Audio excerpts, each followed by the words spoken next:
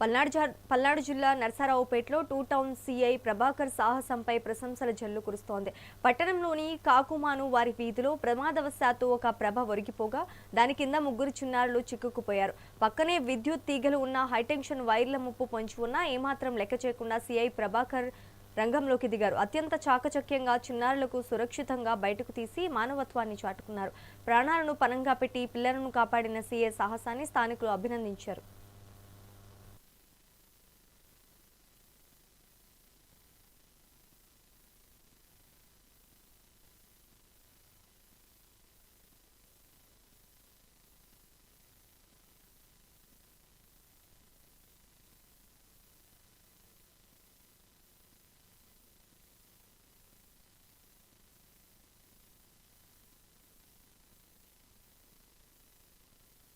నమస్తే అండి, మాది కొత్తబాయి బజార్ అండి.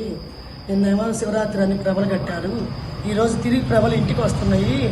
వచ్చేదాలో కాకుమాన్ బజార్లో అక్కడికి వచ్చేటప్పుడు ప్రభలు వస్తుంటే ఆడ కరెంటు స్తంభం తగిలి ప్రభ తగిలి కరెంటు స్తంభం పడిపోయింది. అప్పుడు నా మనవడు ఉన్నాడు ఆడ. నా మనవడు చూడటానికి పోయాడు.